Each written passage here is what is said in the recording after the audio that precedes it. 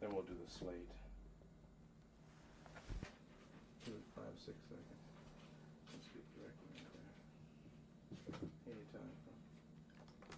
Lucile Bluford has been the voice of conscience for Kansas City area and Missouri for over 50 years, Senator Eagleton said. During the past year, you and I have been talking about your life and work. Today, let's try to bring together your experience and activities that were behind his words. Why don't you say it once again? We can always do this twice with television. Good. Okay. Anytime. Lucile Bluford has been the voice of conscience for the Kansas City area and Missouri for over 50 years, Senator Eagleton said. During the past year, you and I have been talking about your life and work. Today, let's try to bring together your experience and activities that were behind his words.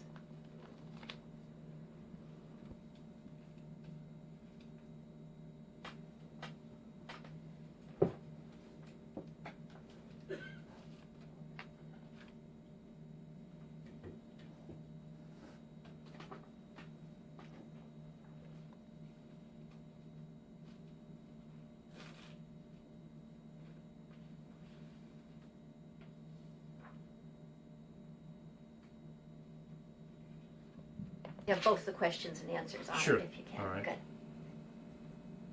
Anytime.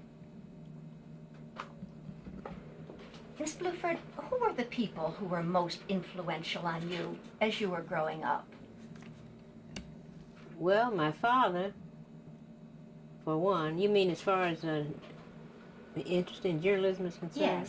Yes. Well, my father was an avid reader. He read the newspaper from cover to cover every day, and he was very influential. I followed him and started reading also as a youngster, and then he was an officer with the NACP branch here, and he influenced me to become active with that organization. Then there was a teacher named Trusty Smothers, an English teacher at Lincoln High School. And I think it was largely her influence that caused me to go into the field of journalism. Because when I was a junior, she asked me to be on the staff of the Lincolnite, which was the school newspaper, and the Lincolnian, which was the annual. So I stayed after school and worked on those two publications and got an interest in writing and journalism.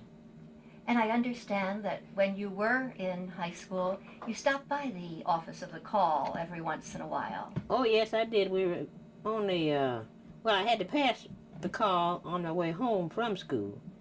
And I knew some of the people here. Well, as a matter of fact, Mr. Franklin, the founder and editor of the Call, was a neighbor and a friend of my family. So I stopped in here and also visited with Roy Wilkins, who was his news editor at the time. What was that column you told me that Roy Wilkins wrote and that you always tried to look at? He wrote a column called Talking It Over. Every week. It appeared on the editorial page of the Call each week. And every time the Call came out on Friday, I would turn to his column first and say to myself, well, I wonder what Roy is complaining about this week. Because he was always criticizing something that was wrong in the community. And it was always interesting the way he put it, and I liked to read about it. What kinds of things was he criticizing? Was it mostly discrimination and segregation that he would hear about, stories that he would hear about. He would write about it and comment on it.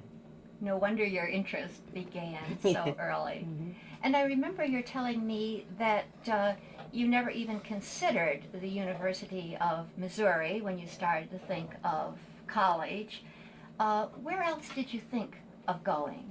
Well, I didn't think of Missouri because everybody knew that Missouri did not admit Negroes. We called ourselves at that time black people. I wanted to go to Howard University in Washington, where my dad went, but for some reason he didn't want me to go that far away from home. So I guess it was by mutual consent that I went to the University of Kansas, which was closed. Now, what was your experience like at the University of Kansas? Did you run into any difficulties racially there? Well, some. Although the University of Missouri did not admit blacks at all, Kansas did, but there were certain restrictions that it had. For instance, black students could not play on the athletic teams. No foot, and as prominent as blacks are now on the KU basketball and football teams, in those days you couldn't even try out if you were black. Swimming was a requirement for graduation, but that requirement was waived as far as black students were concerned. We didn't have to take swimming. And the student union building was open for the most part. The cafeteria was open to all, but there was another a smaller eating place there, which didn't welcome black students. And we had to protest and go to the chancellor to finally get that open.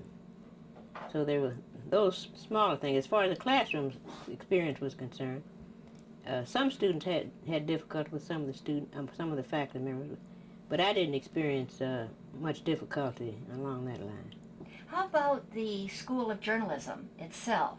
I think you mentioned there was a Marie Ross who had gone there before you. Well, I entered the School of Journalism as a sophomore. Miss Ross, who incidentally is a member of the call staff even now, Miss Ross went to the School of Journalism ahead of me. She was the first black student ever to attend the School of Journalism at the University of Kansas. She was about 3 years ahead of me, and I was a freshman. She was a senior leaving. So she experienced quite a bit of difficulty. For instance, Dean Flint, who was in charge of the School of Journalism, tried to discourage Miss Ross as much as he could. He tried to discourage her from even attending the School of Journalism, because he said that she would have difficulty finding a job when she got through. There was no place in journalism for blacks, and he couldn't understand why she was there. So Marie is very determined, and she wouldn't be discouraged. So she too, like me, was familiar with the people at the call. So she came down one weekend and talked to Roy Wilkins and told Roy Wilkins what Dean Flint said, and asked him. She arranged for him to come and speak to some of the students at KU. But more important than that, she and he got a pile of black newspapers about that high. At that time, there were about 200 or more black papers published around the country, and evidently they didn't know about that up at KU. So Marie took these papers up to school one day and showed them to Dean Flint. Showing him where she could get a job. As a dean, he's a dean of the School of Journalism, but he didn't know that there were black newspapers being published. He'd never heard of them. Even the call, I guess he hadn't heard of. So after that, and then after Roy Wilkins went up and spoke, and she didn't have so much trouble after that. But by the time I got there 3 years later, Marie had paved the way, and I didn't have any trouble at all. I got along fine with the faculty members and the students. I never did take any courses from Dean Flint, however. You worked a lot on the KU newspaper, didn't you? Well, yes, I worked on the University Daily Kansan after school and during school hours. And I became night editor and telegraph editor. In those days, the national news were taken on by telegram with, the earphones. So I did that in the evenings. And I enjoyed my work there very much, very much. One of your friends told me you practically lived in the journalism department. I probably did. Then your friend Dorothy also told me about the students who nominated you for Theta Sigma Phi while you were there, the Honorary Journalism Society. Tell a little bit about that. Well, as I said, my relationship with the students was good. We worked together on getting the paper out. And I was the KU chapter nominated me for membership in, what's the name of it? Theta Sigma Phi, I think, that later became Women in Communications now. But they nominated me, sent my name in, But the national chapter, the national headquarters of the sorority, had a ban on blacks and said they couldn't initiate me because I was a Negro. So the young ladies who had nominated me were very disappointed. Matter of fact, I believe they were more disappointed than I was. But later on, years later, after I got out of school, then the sorority wanted to initiate me into the graduate chapter. It was Women in Communication by then. And, but that's the way it was in those days.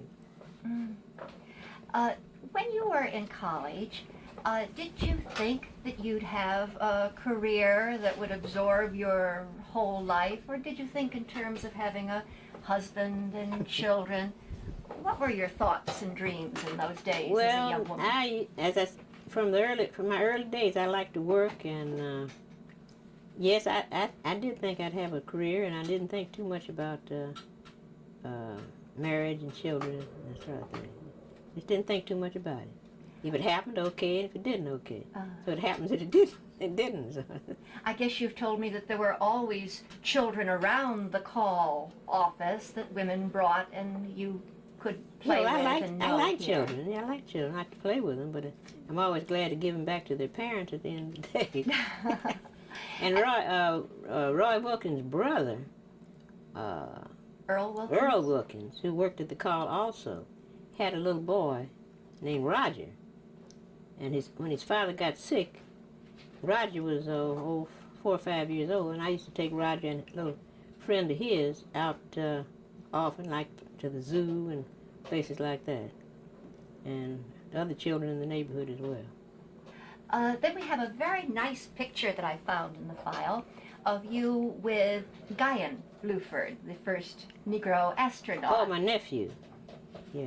Were you close to him and he close to you as he was growing up? Well, somewhat. We were pretty far apart in distance. He and his family lived in Philadelphia, and I lived here. But I used to visit them quite often, maybe 2 or 3 times a year. And I remember going to visit my brother and his wife when Guyan, the astronaut, was a little baby. He was their firstborn. So I was pretty close to them as they grew up. He had 2 brothers and 3 of them. So I was pretty close to them as they grew up. I think you told me before that you knew that though you would have a career, you didn't want to be a teacher, you didn't want to be a nurse. Now, what do you think journalism meant to you? What did writing mean to you, and what has it meant later through the years? Well, it's been a part of my life. You mentioned the fact that I didn't want to be a teacher. That was right. I knew from the beginning, when I was even in high school, that I didn't want to be a teacher. I had teachers in my family. I don't know whether that was the reason or not, but I just didn't have the inclination to stand up in front of a group and talk to them and teach. I didn't think I was teacher material. And there were not too many careers that black girls at that time could follow. Teaching was one, nursing was one, social work. I did consider becoming a librarian because I have always liked to read. I thought about being a librarian, and probably would have been if I hadn't gotten into journalism through Miss Smothers largely. But even in high school, I liked to meet people and see what they're doing, to write about them. And I got the habit in high school and continued it in KU, and have enjoyed it off during my adult life. I like to be around people and see what's going on in the community, and I just enjoy writing about it. Now, when you finished KU, you didn't immediately come to the call. Was it a paper in Atlanta that you went to work for?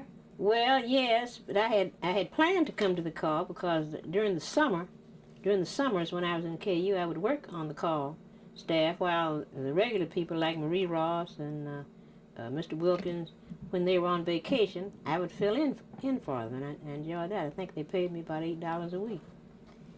So I had planned and promised to come to the call when I graduated. In fact, Mr. Franken, I had promised him I was coming. But about a year before I finished, a family of Scots started the Atlanta Daily World. That was the first black daily in the country. That was about 1931, and I think I was a junior at the time. And two of the Scott brothers came to KU to study journalism. Their father sent them there so he could have some help. And I met them. They told me about it.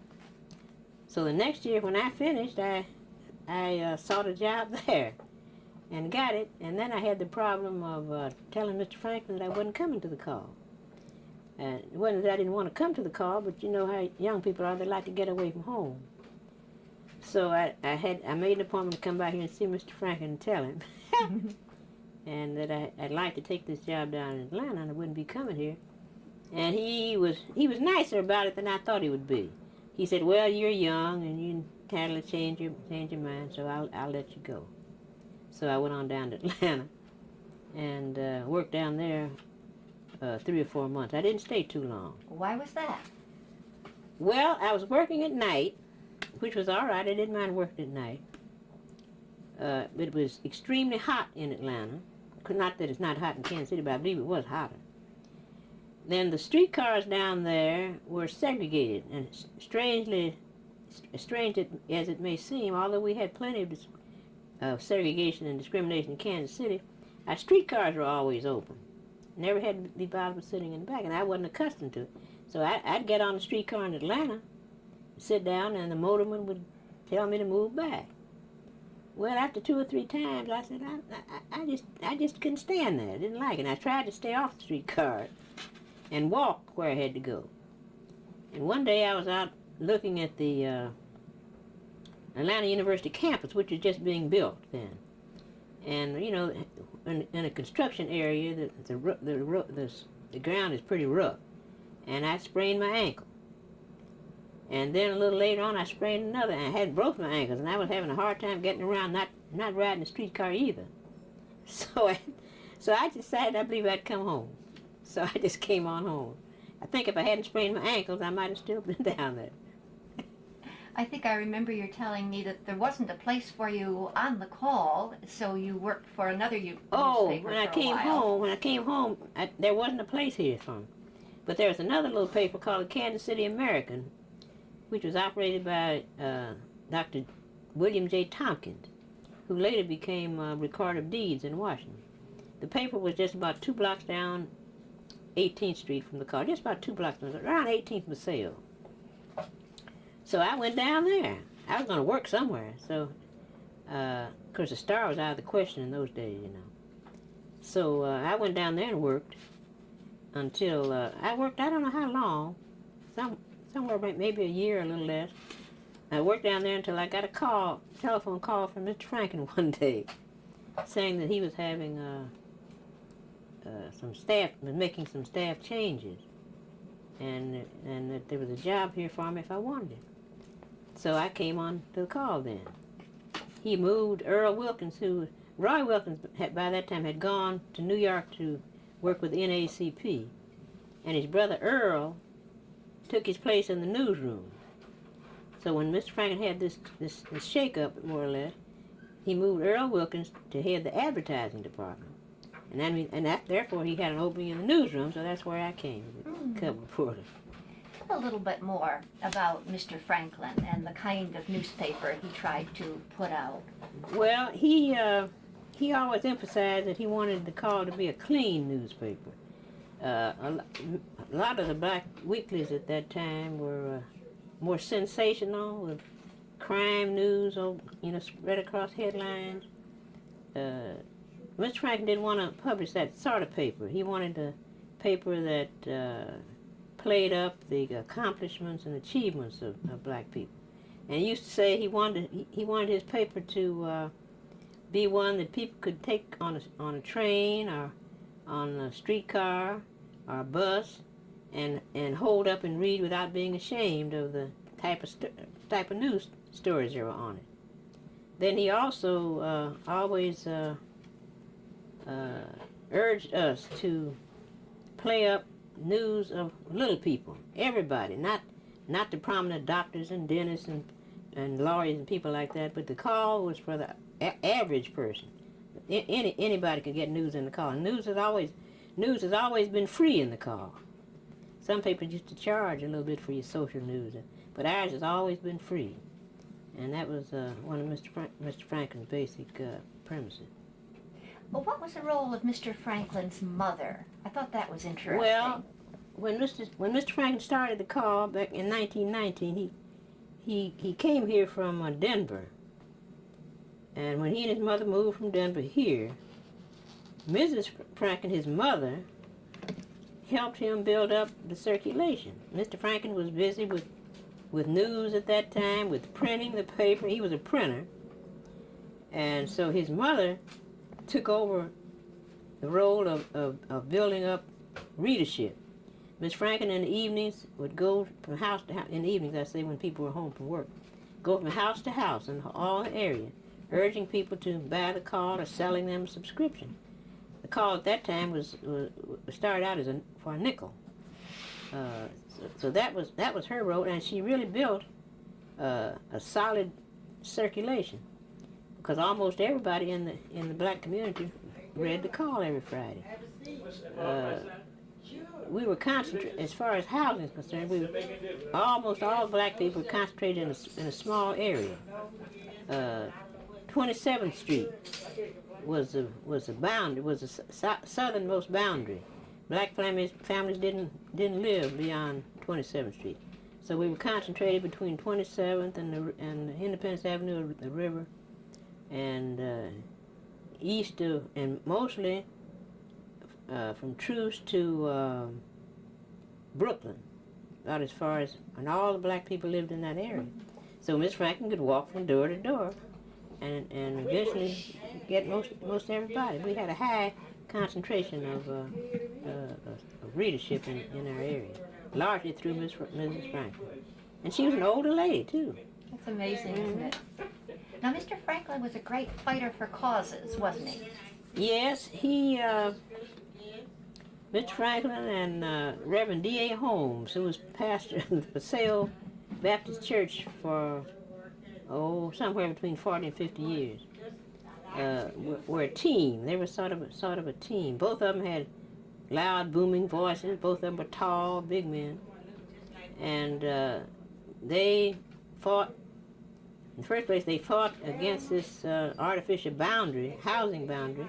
They fought for equal housing. They fought for equality in education, for jobs. Wherever there was discrimination, Mr. Franklin and Reverend Holmes were spokesmen against it. And I know frequently they'd go down to see the mayor, city council people, anybody if they had something that they wanted to get corrected.